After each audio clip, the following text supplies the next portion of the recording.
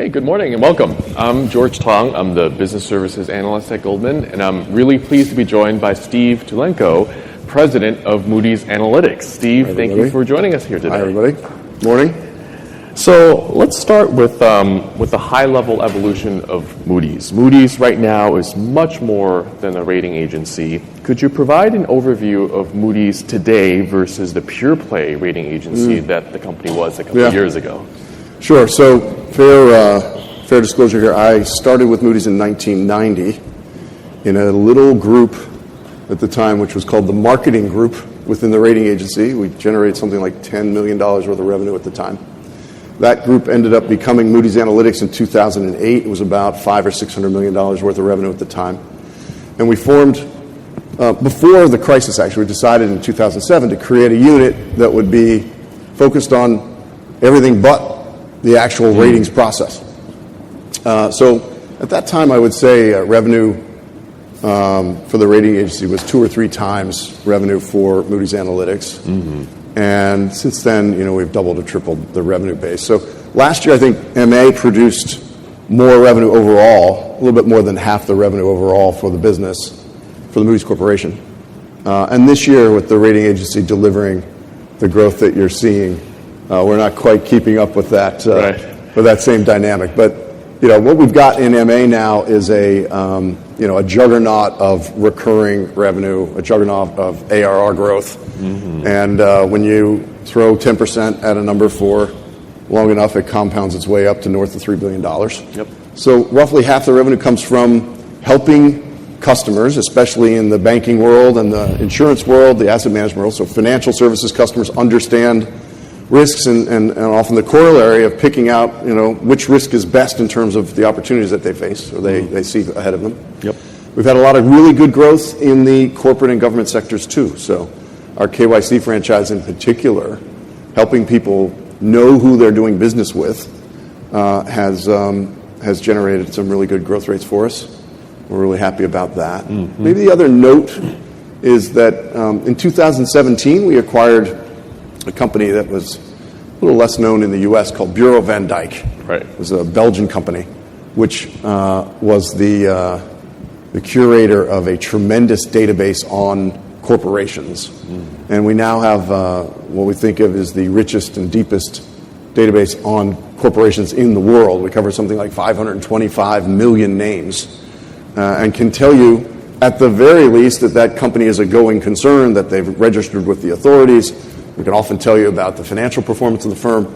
And we cover much more than just public companies. We cover literally millions and hundreds of millions of private companies as well. So that gives us an asset to work with that creates a foundation that really dramatically changes our ability to add value by bringing analytics to the table as you think about analyzing those companies. Mm-hmm. Yeah. You mentioned the vast real estate of data that came with BVD. For those who are new to the stock, can you talk a little bit more about the details and extent of the variety of data that you have within Moody's Analytics? Yeah.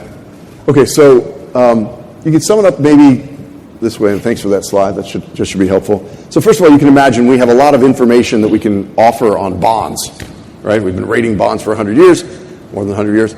All of the details related to the issuers of those bonds, literally for history of those, since we've been in the business, you can capture and understand and use to analyze, especially credit.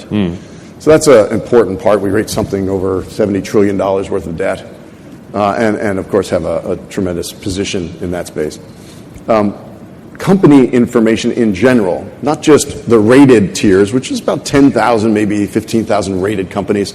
Of course, there's another, say, 45 or 50,000 listed names.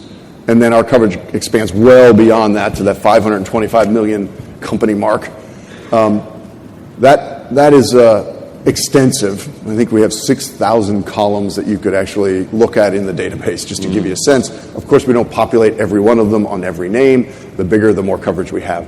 But we have tens of millions of financial statements, for example, on corporations. We track patents. Mm-hmm. We track shipping containers to help you think about supply chain risk, right? So the entities that you might track, whether they're companies or shipping containers, we help to keep track of. We have a bunch of information on cyber risk. We have an affiliate that we've invested in called BitSight. It's one of the number one or number two cyber scoring companies in the world. So all of the data that they make available to customers, we can also incorporate into our analytics. Think about a name. If you look at a company and you're interested to see more and learn more about them, we have analytic tools we can hang off of that in order to analyze and look at them from different perspectives. So you've got coverage on cyber risk, coverage on climate, and especially what climate might do to a physical property. Right? So we cover literally tens of millions of properties where we have varying levels of detail, but basically we can tell you for any important commercial real estate building what the level is in terms of their susceptibility to flood. What's the base flood elevation in that area? What's the minimum floor height on that building? We can talk about the roof. We can talk about the construction. Talk about what the leases are and what the operating income is generated in that building. So tens of millions of properties. Economic statistics, right? We've been in the business of forecasting economics, macroeconomic statistics, and regional economic statistics for decades.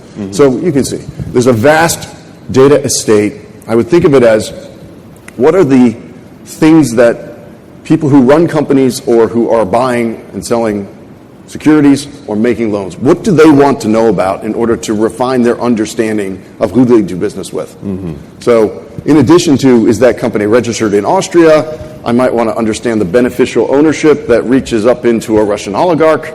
I might want to know who else they might be affiliated with in France, and then I might want to study that company just to make sure I understand the reputation risk.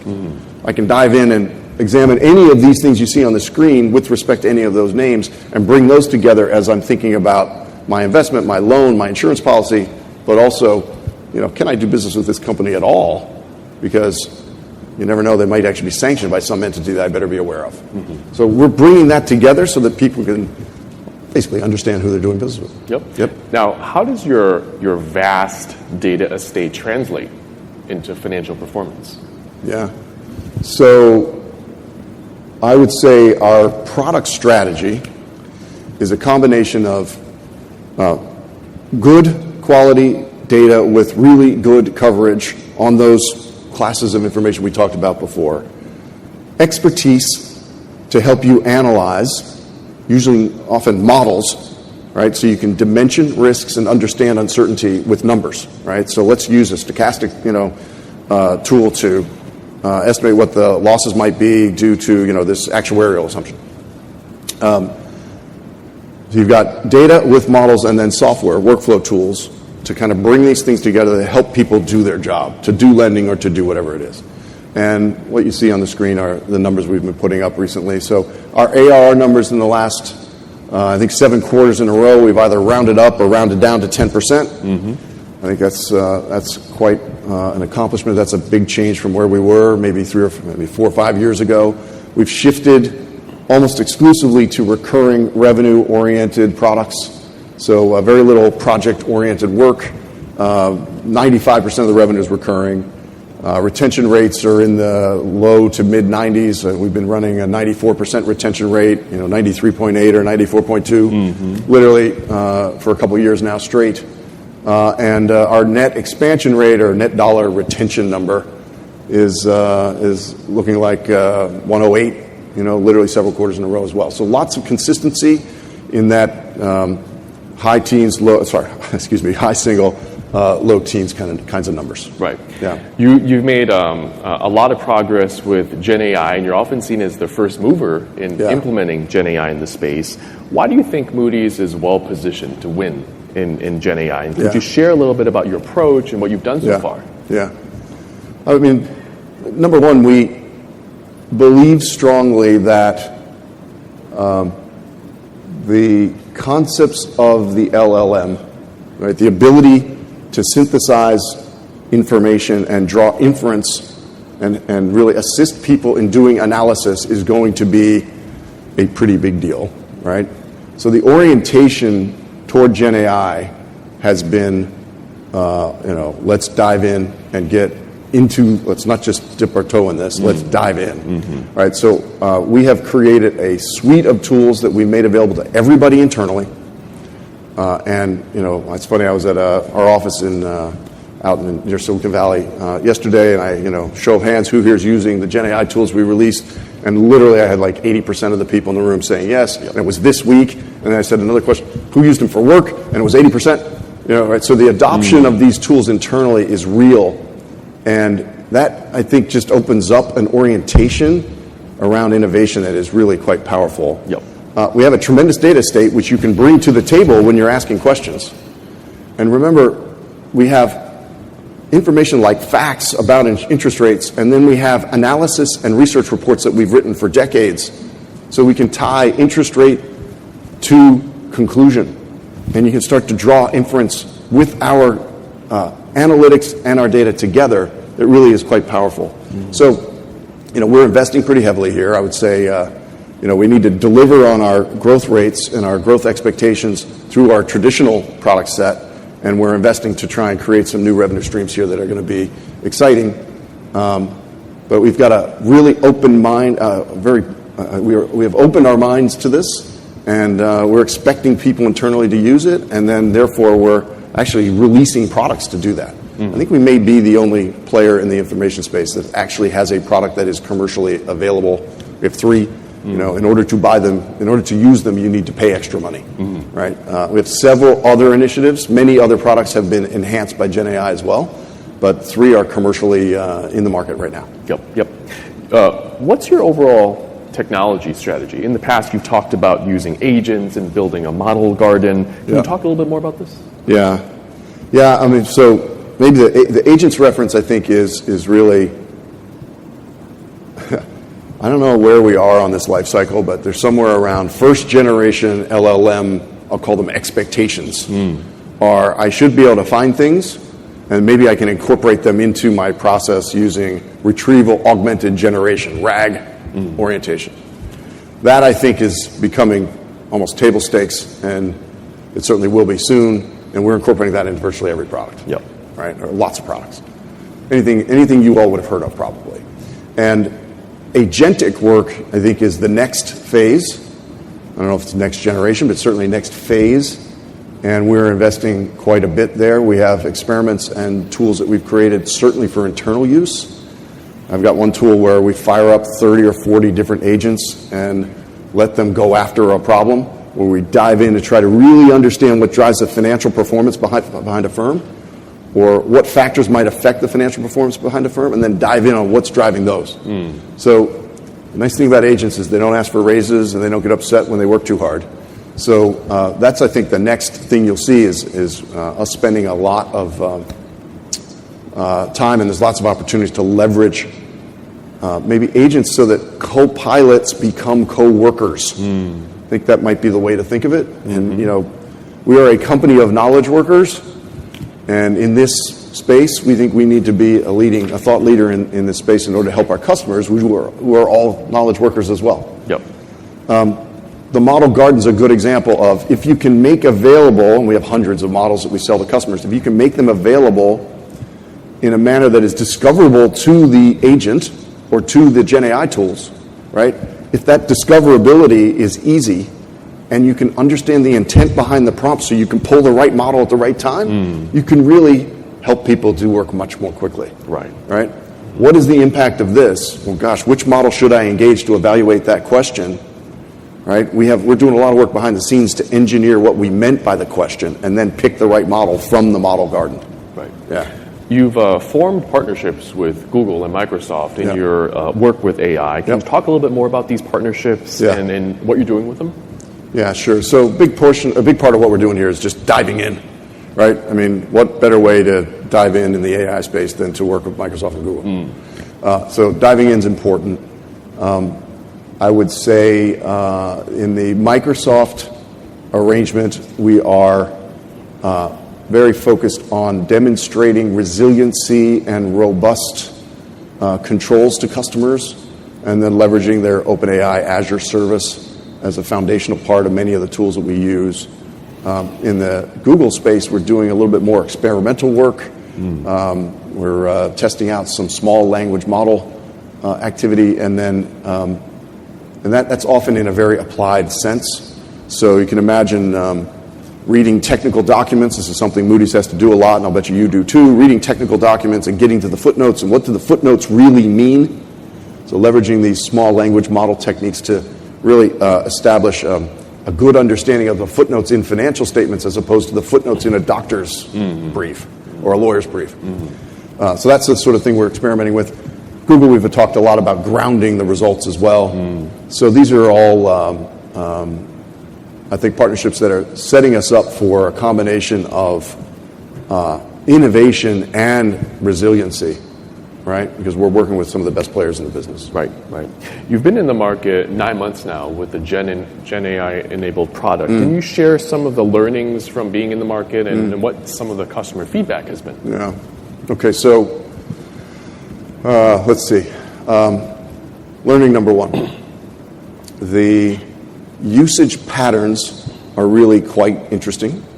You know, we can benchmark usage of our Credit View product. You've probably heard of Credit View. That's our flagship research product where we commercialize the content that comes from the rating agency.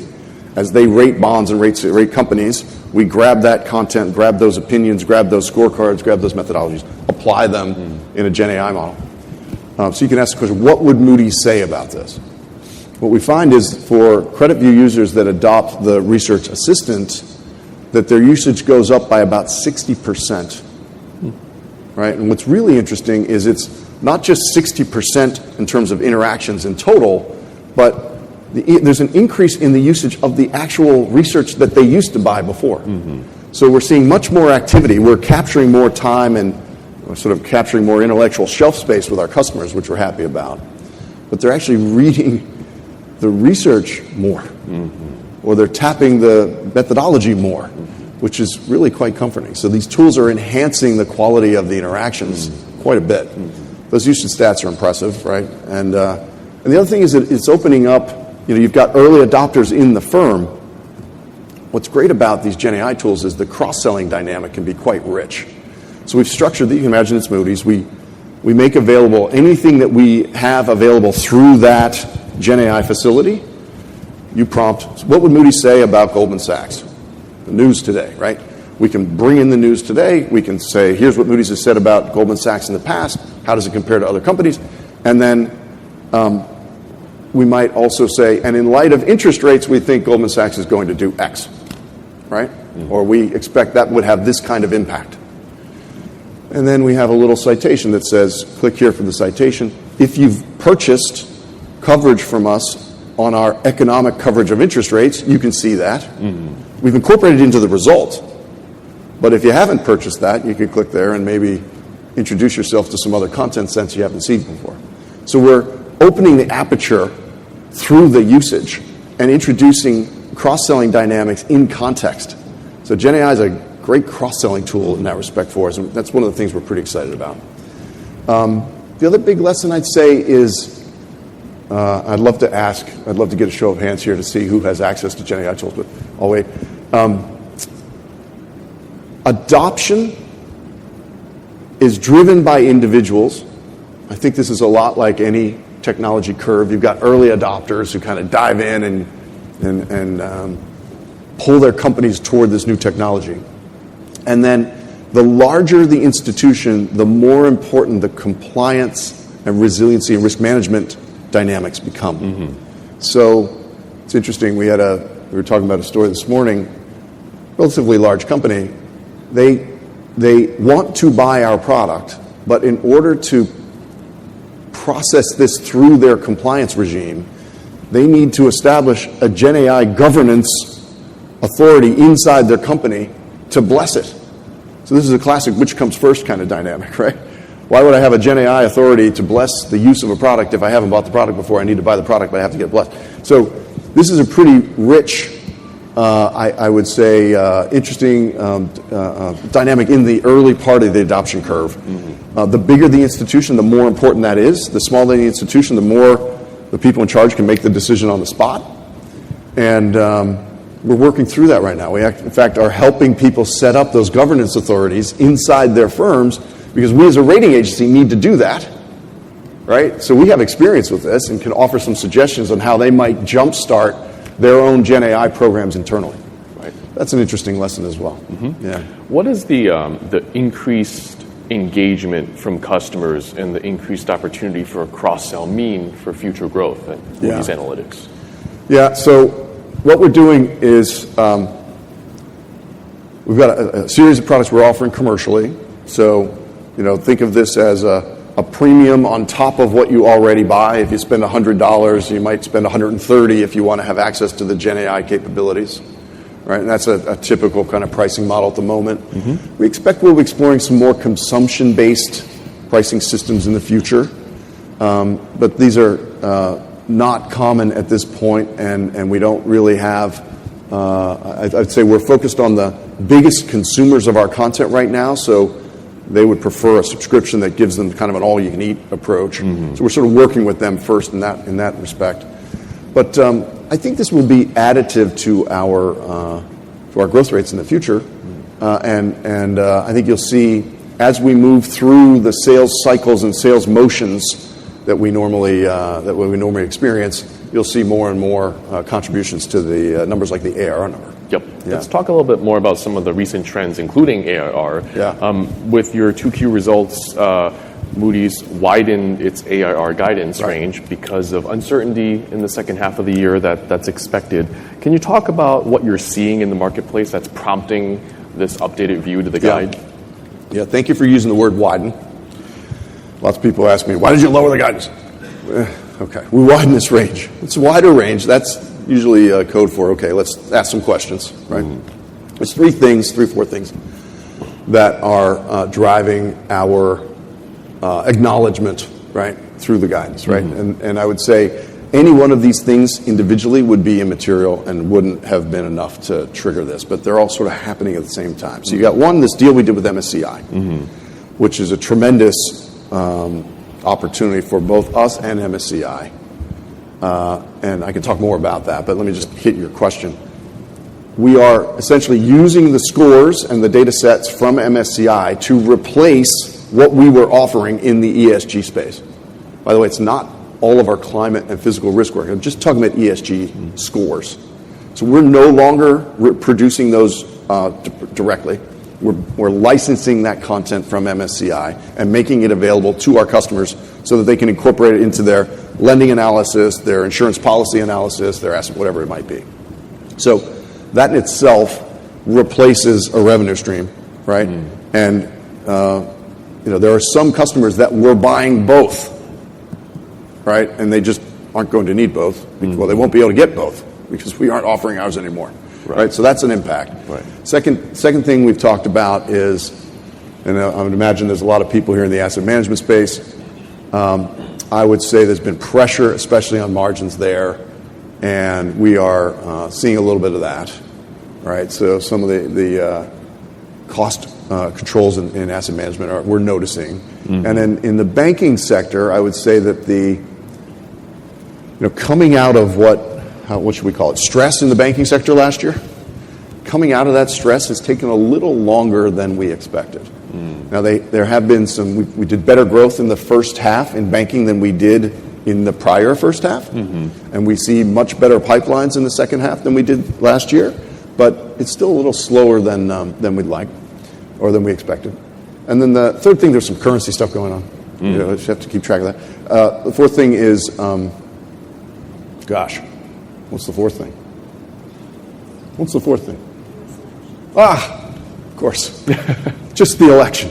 Yeah. The election usually doesn't dramatically affect us, right? It doesn't really matter what parties and what administration it is. But there are a few contracts out there that are owned by people in the U.S. government who I think are a little bit more politically driven. And if the wind blows in a certain direction, those contracts will go well. If it blows in a different direction, those contracts might not. And if you take all of those things combined, we thought, you know what, we better widen the range. Right. It's those things all together. Right. In the second quarter, if you look at within MA, the research and insights growth of ARR. Sorry, one more note, just for everybody here in case they haven't heard it. Please go ahead. Yep. We widened the range, but we did say our midpoint our best guess on the estimate was the high end of high single. We did say that. That's just worth noting. So we're widening the range, but we've maybe adjusted the midpoint just a little bit. Right. Good call. Sorry about that. Yep. No worries. So sticking with the recent trends, if you look at research and insights, as of 2Q, the growth was around 6%, and that's below the double-digit growth that you're seeing in decision solutions and data and information. Can you talk a little bit about the trends that you're seeing within just R&I, and when you would expect ARR growth there to improve towards that double-digit range? Yeah, so a big chunk of you can imagine, research and insights is mostly asset management and mostly banking, right? Virtually any wholesale lender is buying here, and any asset manager that buys bonds is buying here. So that's the place where that segment-oriented pressure is being felt. That's number one.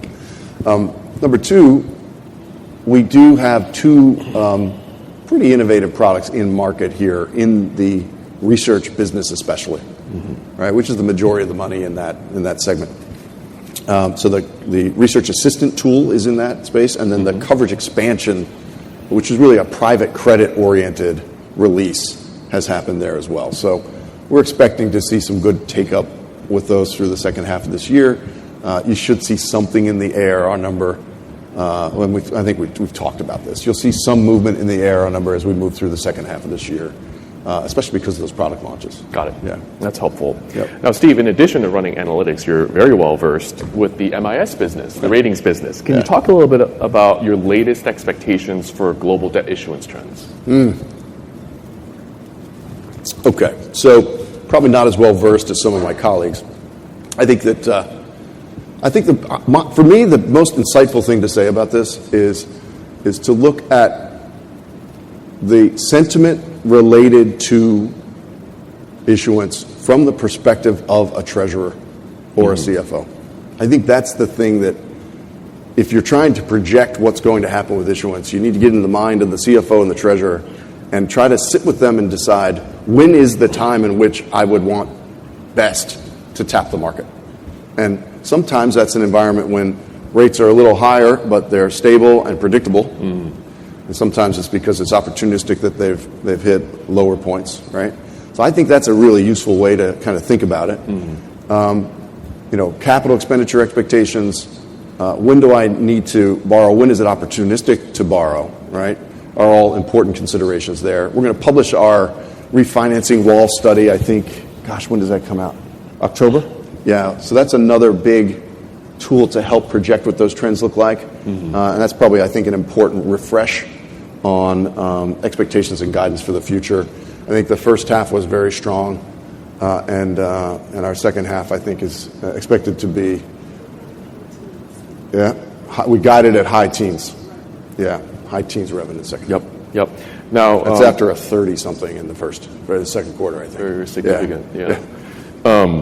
The first half of 2024 benefited from some pull forward of debt issuance activity. Are you concerned at all that this could create a void in growth or a pothole in growth either in the second half of this year for debt issuance or in 2025 for debt issuance? I mean, again, I think the sentiment talk that we were just covering there is the way to try to address that. Pothole, air pocket are dynamics I think that can often happen and are temporary, right? In the long run, do you expect that people will be leveraging debt financing as a way of financing their company? Is it still going to be, do you expect it to be the best way for them to do that? Is it an efficient way for them to actually tap capital markets? I think the bet on that in the long run is yes. Disintermediation, I think, continues. And especially global disintermediation continues over the course of the long run, right? So the investment thesis, I think, is intact here no matter what happens in any one quarter. We've had a nice run in the last few, and despite a rising interest rate environment, maybe you have expectations that might be reversing. That should usually put upward pressure on issuance, in general. But I think the themes around sentiment for the issuer, for the treasurer, is really the way to think about that you should be thinking about as you think about how you might project what those markets look like. Yep, makes sense. Let's talk about margins. So if we start with MA margins, what's your strategy in balancing investments you're making into Gen AI, into products, with delivering margin expansion? And what would you say is your medium-term target for MA margins? Yeah. So, thank you. So, just a little bit of history in the last 5 years, we've gone, moved ARR numbers up from, say, 7s up to 10s. Margins have come up by 400 basis points or so over that same period of time. So there's been a history of ratcheting these things up. We bought a couple companies along the way. They tend to be a little lower in the margin category, so they've been dilutive, and we managed to generate, a reported number that's still increasing the margin. I think the Gen AI investments, and some of those are data and data interoperability investments. Some of those are innovation investments in terms of how do you create these agents, for example, and some platform engineering investments as well have been, things that we've talked about in the past, and I think we continue to invest in earnest. All three of those often require a surge, and then you sort of level off. We hope. Certainly the Gen AI thing, we'll have to see how that goes. There may be continued investment there, but you've got a surge and then leveling off. So we expect a ramp up in margins over the medium term. We've talked about getting to mid-30s. And we've said that's probably not going to be a linear path in light of some of these big surges of investment that we're making now. Now we're redeploying all the time. Let's turn down the activity on this thing that maybe doesn't have the same kind of growth prospects and turn up this thing that does. KYC is a great example of that, where we've had really good track record of growth and we're continuing to invest. But yeah, the mid-30s number is where we're aiming for over the medium term. Got it. And then I guess similarly within the MIS segment, from a margin perspective, how much further upside would you say there is with operating margins beyond 60% perhaps, with benefits coming in from Gen AI and other productivity initiatives? Okay, so I think last quarter we were north of 60 in MIS in terms of margins. You had some really strong operating leverage. I'm sure everyone's more familiar with maybe the ratings business, but you have tremendous operating leverage here. So when issuance goes, right, you see margins going up at a very significant rate. Issuance slows down, you might see the margins come in a little bit. But the goal and the expectation over the medium term is to be in the low 60s sustainably, right? And that's I think really due to two major programs. There's a big technology program that we have undertaken in the rating agency to streamline the processing of ratings, streamline the way in which we make rating decisions so that the workflow can be done more effectively and so that we can save some time and some money there. And then Gen AI tools also help you do homework on companies. So we are starting to incorporate some of these models into the ratings business, and we expect to see productivity gains there as well. So both of those things are in effect. I think the technology project's going to make a substantial difference for us. Gen AI, you sort of hope this works out well, and I think just like we see our customers hoping that they can get some benefit, we're hoping we can get some benefit internally also. Right, makes sense. Well, Steve, we're just about out of time. Thank you for the incredible insights and time. Please join me in George. thanking Steve. Thanks very much. Thanks, everybody.